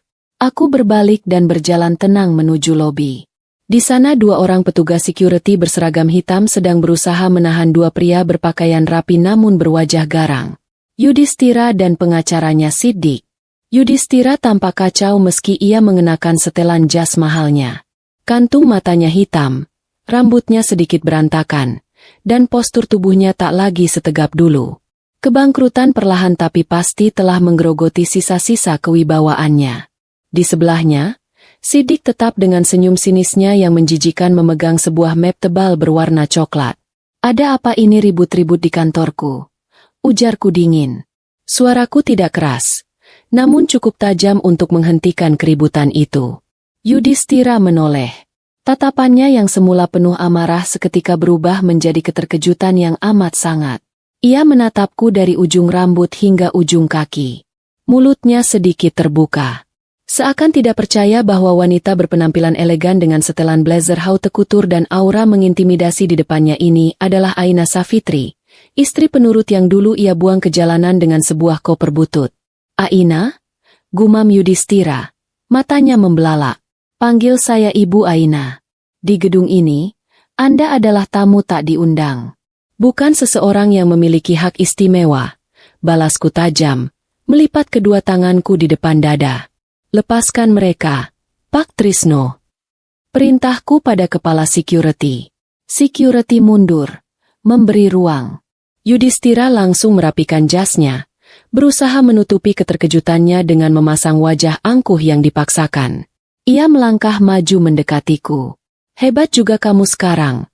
Aina punya kantor semewah ini di kawasan Sudirman. Pantas saja perusahaanku hancur lebur kalah tender di mana-mana. Ternyata kamu dalang di balik PT Savitri Megah Perkasa ini, desis Yudhistira dengan gigi gemeretak. Bisnis adalah bisnis. Mas Yudhistira, kalau perusahaanmu kalah, itu karena penawaranmu buruk dan manajemenmu korup. Jangan menyalahkan pihak lain atas ketidakbecusanmu sendiri. Balasku dengan senyum miring. Wajah Yudhistira memerah padam karena amarah. Jangan sombong kamu, Aina. Kamu pikir aku bodoh? Kamu pikir aku tidak tahu dari mana kamu dapat modal miliaran rupiah untuk mendirikan perusahaan sebesar ini dalam waktu kurang dari setahun?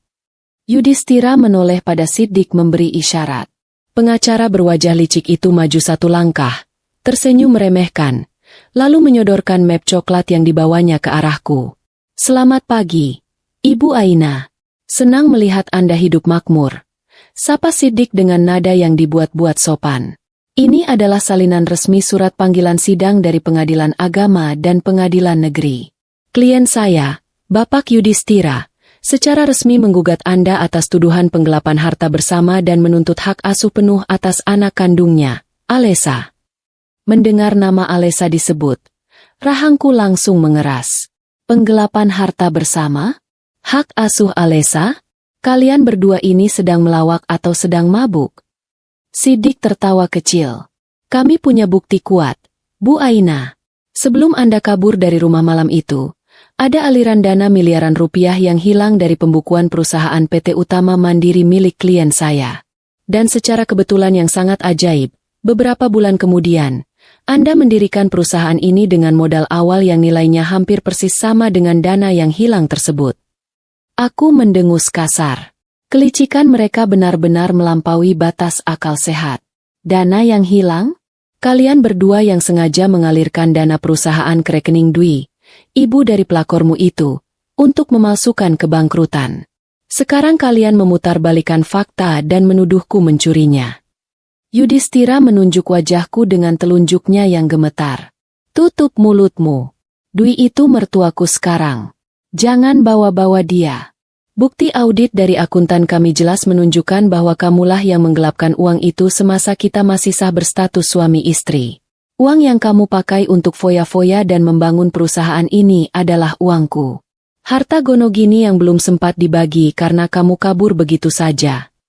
Kabur.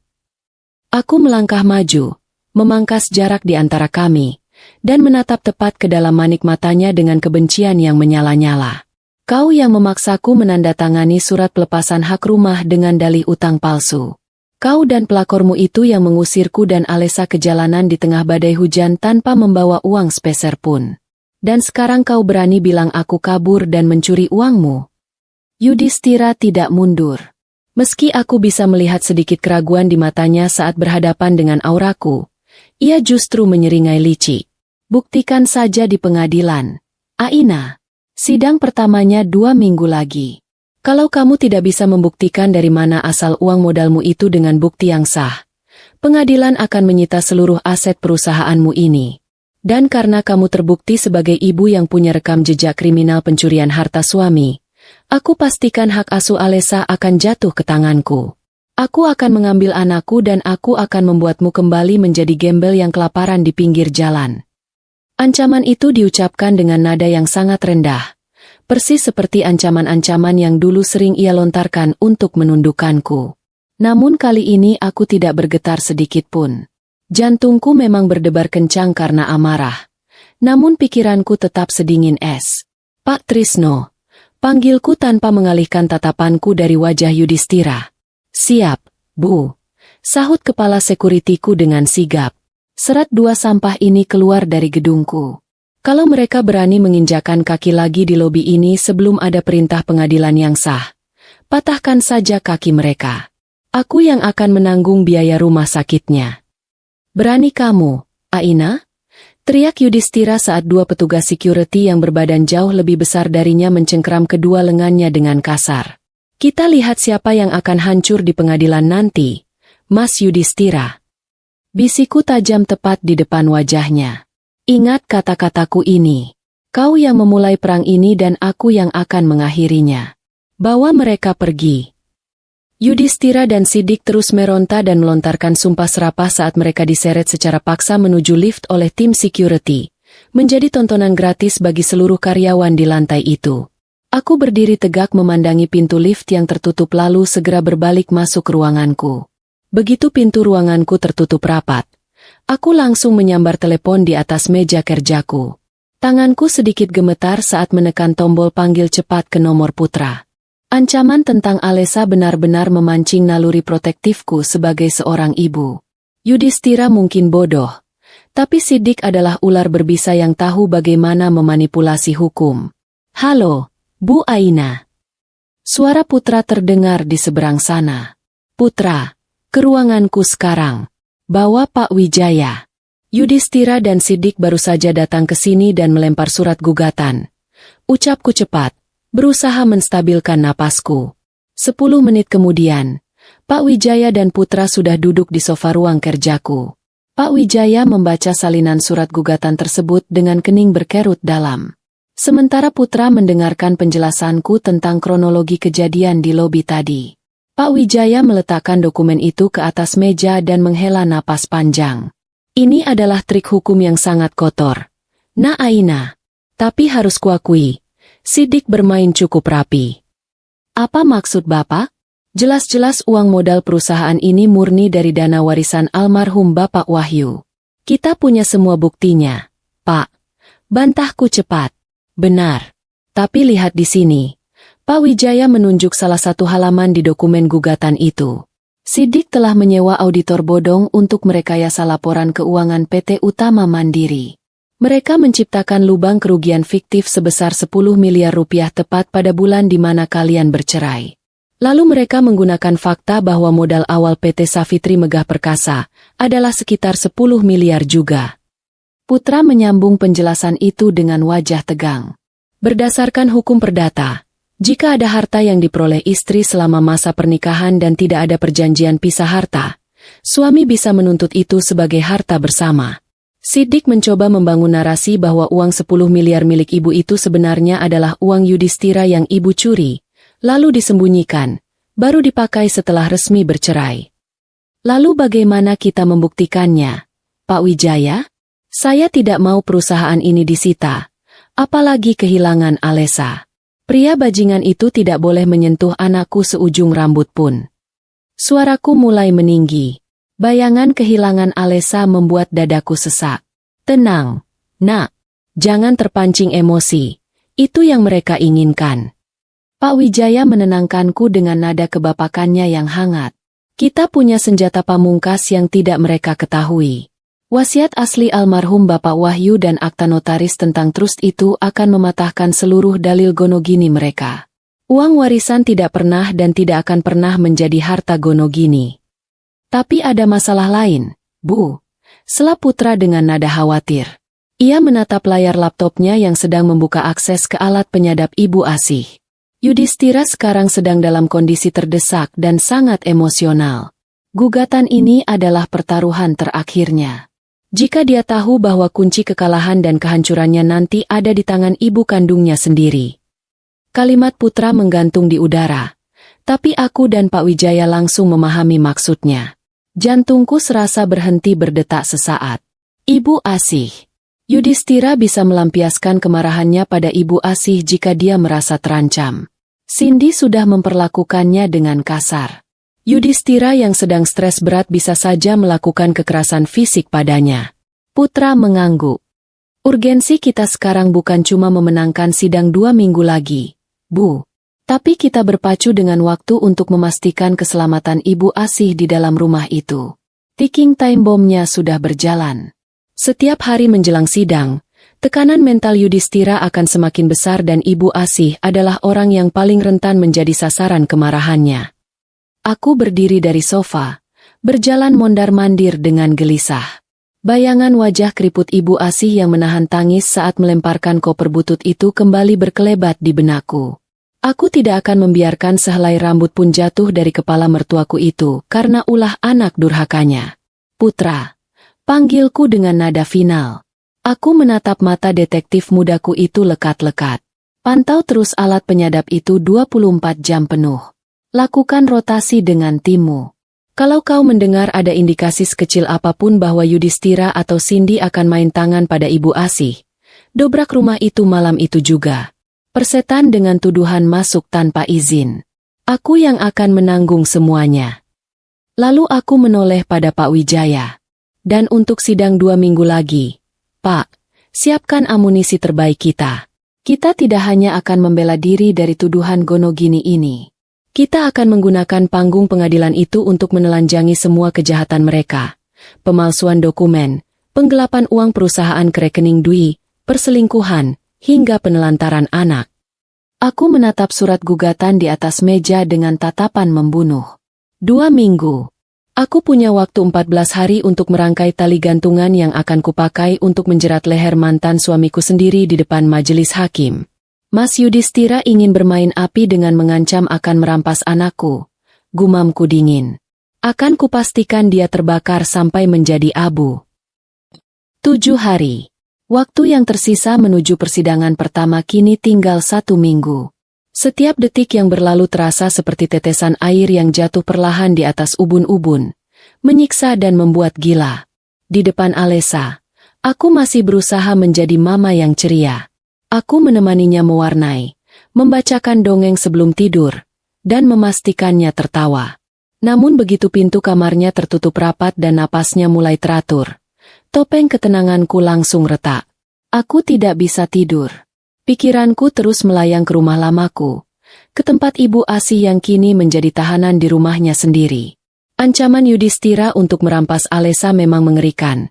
Tapi aku tahu secara hukum aku berada di posisi yang sangat kuat. Yang membuatku benar-benar ketakutan hingga telapak tanganku selalu berkeringat dingin adalah keselamatan Ibu Asih. Yudhistira sedang terpojok dan binatang buas yang sedang terluka biasanya akan menyerang siapa saja yang ada di dekatnya. Malam itu sekitar pukul 11. Ponselku bergetar hebat di atas nakas. Nama Putra berkedip di layar. "Ya, Putra?" jawabku cepat. Langsung lompat dari tempat tidur. "Bu Aina, Ibu belum tidur, kan? Buka laptop Ibu sekarang. Masuk ke tautan server rahasia yang saya berikan kemarin. Pasang headset." Suara Putra terdengar tegang, berpacu dengan napasnya sendiri. Ada pergerakan di rumah Yudhistira. "Dwi, ibu dari Cindy, baru datang malam-malam dan sepertinya mereka sedang mabuk atau sangat emosional. Mereka menuju kamar Ibu Asih." Tanpa membuang waktu 1 detik pun, aku menyambar laptopku, memasang earphone, dan mengklik tautan yang Putra maksud. Layar menampilkan gelombang frekuensi audio yang bergerak naik turun secara real time. Alat penyadap mini yang disembunyikan Putra di saku daster Ibu Asih sedang memancarkan transmisi langsung.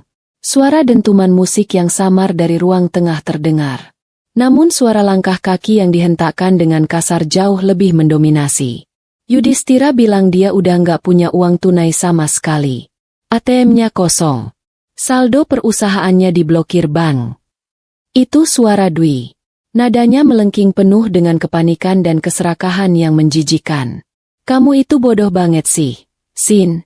Masa mertua tua bangka itu dibiarkan tidur nyenyak di bawah? Padahal dia pasti punya simpanan emas atau berlian peninggalan almarhum suaminya. Orang tua zaman dulu itu pasti punya simpanan rahasia." "Udahlah, Ma. Nenek peot itu udah gak punya apa-apa. Bajunya aja pada robek." Cindy membalas dengan nada malas dan sedikit cadel. Sepertinya pengaruh alkohol. "Minggir. Biar Mama yang geledah kamarnya. Kita butuh uang cepat buat bayar arisan Mama besok." Jantungku serasa berhenti berdetak saat mendengar suara pintu berbahan kayu jati ditendang terbuka dengan sangat kasar. "Allahu Akbar." Terdengar pekikan kaget Ibu Asih. Suaranya serak. Khas orang tua yang baru saja terbangun dari tidur nyenyaknya. "Bangun, nenek tua!" bentak Dwi tanpa belas kasihan. Dari balik earphone, aku mendengar suara laci-laci meja rias ditarik paksa hingga berjatuhan ke lantai. Suara bantingan barang, derak lemari pakaian yang dibuka paksa, dan tumpukan baju yang dilempar ke sana kemari membuat napasku tertahan. Tanganku mengepal kuat memegangi tepi meja. "Putra!" Bisikku ke mikrofon ponsel yang masih terhubung dengan Putra. "Kirim orang-orang kita ke sana sekarang. Kalau perempuan gila itu menyentuh sehelai rambut pun Ibu Asih, aku akan membunuh mereka malam ini juga." "Tahan, Bu Aina. Tahan emosi." Putra mencoba menenangkanku meski suaranya sendiri terdengar tegang. "Tim keamanan kita sudah berjaga dalam radius 500 m dari rumah itu. Tapi kalau kita mendobrak masuk sekarang tanpa surat perintah polisi, Yudhistira akan menggunakan insiden ini di pengadilan untuk menuduh ibu melakukan penyerangan. Hak asuh Alesa bisa terancam. Kita harus memantau sebentar lagi." Alat perekam itu masih aman di saku Ibu Asih. Di telingaku, suara Ibu Asih yang memelas kembali terdengar. "Ada apa ini? Enduk Dwi? Ibu gak punya apa-apa. Itu baju-baju peninggalan almarhum Bapak. Jangan dirobek. Enduk." "Halah, bacot. Kamu nyembunyikan perhiasan di mana?" "Hah?" Dwi membentak kasar. Terdengar suara langkah kaki yang mendekat dengan cepat ke arah sumber suara. Alat penyadap. Apa yang ada di kantong dastermu itu? Kenapa tanganmu menutupi kantong terus dari tadi? Sini." Darahku mendesir es. "Tuhan, jangan." Batinku menjerit. Jika Dwi merogoh saku daster itu dan menemukan alat penyadap mini berbentuk perak tersebut, sandiwara Ibu Asih akan terbongkar malam ini juga. Yudhistira akan tahu bahwa ia sedang disadap dan nyawa Ibu Asih akan langsung berada dalam bahaya besar. "Ini cuma obat gosok. Enduk." Dada Ibu sesak. Ibu Asih mencoba berkilah. Suaranya bergetar hebat. "Alasan? Pasti kamu menyembunyikan emas di situ, kan? Sini, lepaskan tanganmu." Terdengar suara pergumulan fisik, suara kain daster yang ditarik paksa. Ibu Asih memeki kesakitan saat didorong. Aku langsung berdiri dari kursiku. Air mata menggenang karena marah yang luar biasa. Aku nyaris melempar laptopku sendiri. Aku tidak peduli lagi dengan hukum atau sidang. Aku harus menyelamatkan mertuaku. Perang!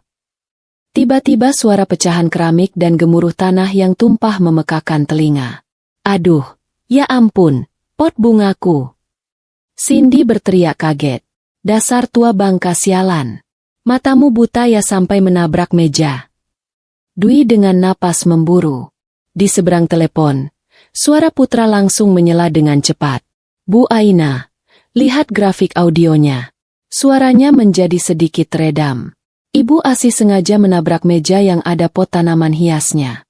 Di tengah kekacauan itu, beliau pasti menjatuhkan alat penyadapnya ke dalam gundukan tanah di lantai. Aku menatap layar laptop. Benar saja, gelombang suara yang tertangkap kini sedikit mendem. Seolah mikrofonnya tertutup oleh material padat. Ibu Asih benar-benar cerdas. Di bawah tekanan yang luar biasa dan ancaman fisik, insting bertahannya bekerja dengan sangat cepat. Ia mengorbankan pot bunga mahal milik Cindy untuk menciptakan pengalihan sekaligus membuang benda asing itu dari sakunya sebelum Dwi berhasil menggeledahnya. Ini apa? Hah? Cuma botol minyak angin kosong. Dwi mengumpat kasar, membuktikan tebakan Putra. Sialan! Benar-benar gembel rupanya keluargamu ini. Sin, enggak ada apa-apa di sini. Terdengar suara langkah kaki berat yang berlari mendekat. Ada apa ini ribut-ribut jam segini? Yudhistira akhirnya muncul. Suaranya serak dan penuh tekanan. Ini ibumu, Mas. Sengaja banget mecahin pot bunga kristal kesayanganku. Padahal Mama cuma mau cari obat nyamuk di kamarnya. Cindy langsung memutarbalikkan fakta. Merengek dengan nada manja yang membuatku mual. Mama, tolong jangan bikin rusuh di rumahku malam-malam, bentak Yudhistira. Namun bukan untuk membela ibunya, melainkan karena ia sendiri sedang stres. Aku ini lagi pusing mikirin sidang cerai 2 minggu lagi dan gugatan Gonogini buat si Aina. Kalau kalian mau cari uang, besok kita jual mobil HRV yang di garasi. Sudah, keluar semua dari kamar ini. Terdengar suara pintu dibanting dengan sangat keras. Lalu keheningan yang menyayat hati menyelimuti kamar itu. Hanya terdengar suara napas terengah-engah dari Ibu Asih, disusul suara isakan tangis pelan yang tertahan. Suara sapu lidi yang menyentuh lantai terdengar samar-samar. Wanita tua itu pasti sedang disuruh membersihkan pecahan pot dan tanah yang berserakan di tengah malam yang dingin. Aku mencabut earphone-ku. Tanganku gemetar hebat. Air mata yang sejak tadi kutahan akhirnya jatuh membasahi pipiku. Bu Aina? Panggil Putra dari telepon. Nada suaranya melembut. Menyadari hancurnya perasaanku mendengar semua itu. Dia selamat untuk malam ini, Putra. Bisikku dengan suara serak. Tapi kita tidak bisa membiarkan ini berlanjut. Aku tidak peduli dengan uang 10 miliar itu. Aku tidak peduli dengan perusahaanku. Kalau harus menukar semua hartaku untuk mengeluarkan Ibu Asih dari neraka itu malam ini juga, aku akan melakukannya. Saya mengerti, Bu. Demi Tuhan, saya juga ingin menghajar Yudhistira sekarang juga. Jawab Putra. Tapi kalau kita bertindak gegabah, semua pengorbanan Ibu Asih selama belasan bulan ini akan sia-sia. Kita akan mengekstraksi Ibu Asih dengan cara yang paling elegan. Elegan, namun mematikan bagi Yudhistira. Aku menarik napas panjang, mencoba menjernihkan kepalaku yang terasa mendidih. Apa rencanamu? Sidang perdana akan digelar hari Selasa depan pukul 10 pagi. Yudhistira dan Siddiq pasti akan hadir di pengadilan. Cindy dengan sifat sombongnya, besar kemungkinan akan ikut untuk merayakan apa yang dia pikir akan menjadi kemenangan mereka.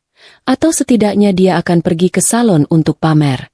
Rumah itu akan kosong.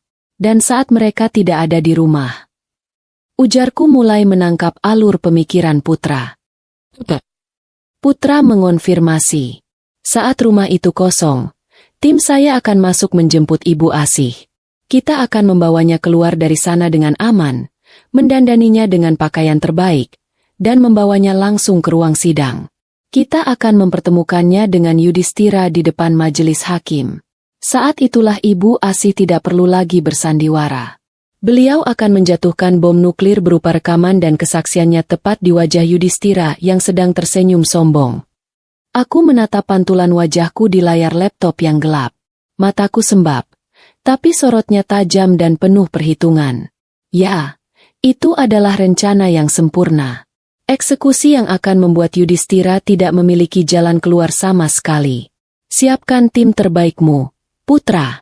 Pastikan tidak ada satu kesalahan pun dalam penjemputan Ibu Asi nanti. Perintahku tegas. Dan beritahu Pak Wijaya, aku ingin semua dokumen, semua bukti audit palsu, dan semua mutasi rekening pelakor itu dicetak dalam ukuran besar. Aku ingin setiap orang di ruang sidang itu melihat betapa menjijikannya sosok Yudhistira. Siap.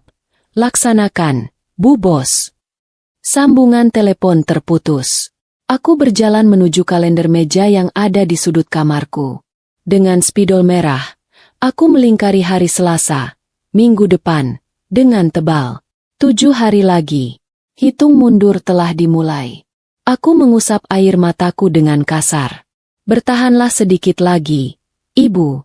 Aina janji, Selasa depan Ibu akan tidur di kasur yang empuk, di rumah yang hangat, bersama Alesa. Dan untuk laki-laki yang berani menyakiti Ibu. Aku menyipitkan mata, menatap angka di kalender itu seakan itu adalah wajah Yudhistira. Aku pastikan dia akan membusuk di penjara. Pagi itu, langit kota tampak sangat cerah. Seolah alam semesta ikut memberikan restu pada rencanaku. Hari Selasa yang kutunggu-tunggu akhirnya tiba. Hari penentuan. Aku melangkah keluar dari mobil mewahku di pelataran parkir Pengadilan Agama. Hari ini aku tidak mengenakan warna-warna gelap yang menyeratkan kesedihan. Aku memilih setelan jas wanita berwarna putih gading dengan potongan tegas, dipadukan dengan sepatu hak tinggi sewarna. Rambutku disanggul rapi.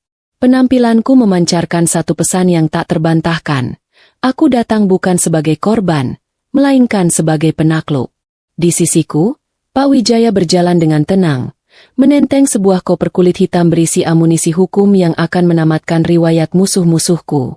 Saat kami berjalan menyusuri lorong pengadilan yang berlantai marmer, mataku langsung menangkap sosok mereka. Yudhistira, Cindy, dan pengacara liciknya Sidik sedang duduk di ruang tunggu. Penampilan Yudhistira terlihat dipaksakan, jasnya tanpa kebesaran, menyiratkan bahwa berat badannya turun drastis akibat stres kebangkrutan.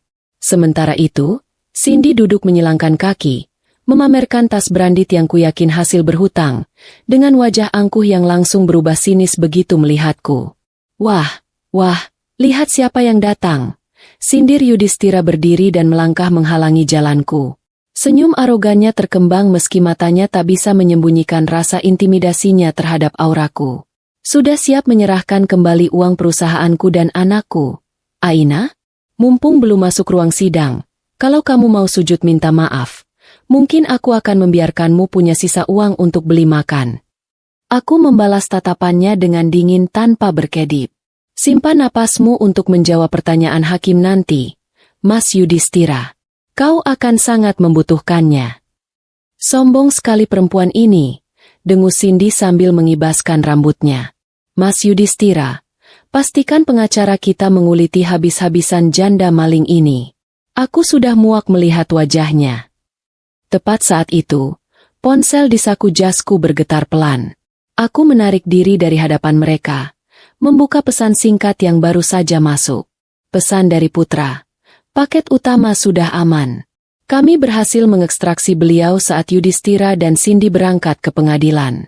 Beliau sudah rapi, sehat, dan sekarang kami sedang dalam perjalanan menuju ruang sidang. 15 menit lagi kami sampai. Senyum miring akhirnya terukir di bibirku. Beban bertonton yang sejak semalam menekan dadaku seketika menguap. Ibu Asi sudah aman. Skenario eksekusi sudah sempurna. Mari kita masuk. Bu Aina. Majelis hakim sudah memanggil. Tegur Pak Wijaya membuyarkan fokusku pada Yudhistira. Aku mengangguk dan melangkah masuk ke dalam ruang sidang yang dingin dan beraroma kayu pernis tersebut.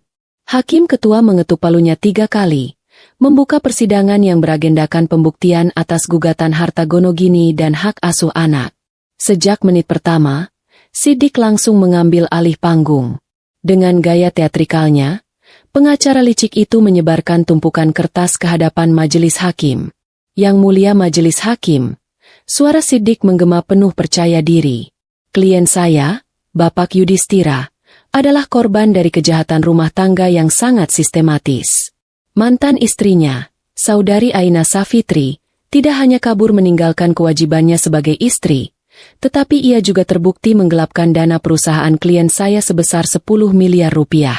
Uang itulah yang ia gunakan untuk membangun PT Safitri Megah Perkasa secara diam-diam. Oleh karena itu, kami menuntut agar seluruh aset perusahaan tersebut disita dan dikembalikan kepada klien saya sebagai harta bersama. Dan mengingat rekam jejak kriminal tergugat, hak asuh anak bernama Alesa mutlak harus jatuh ke tangan klien saya demi masa depan anak tersebut. Yudhistira menundukkan kepalanya, memasang wajah sedih dan terzalimi yang sangat memuakan. Ia benar-benar aktor kelas tri yang menjijikan. Hakim ketua menoleh ke arah mejaku. Bagaimana tanggapan dari pihak tergugat? Apakah Anda memiliki saksi atau bukti untuk membantah tuduhan yang sangat berat ini?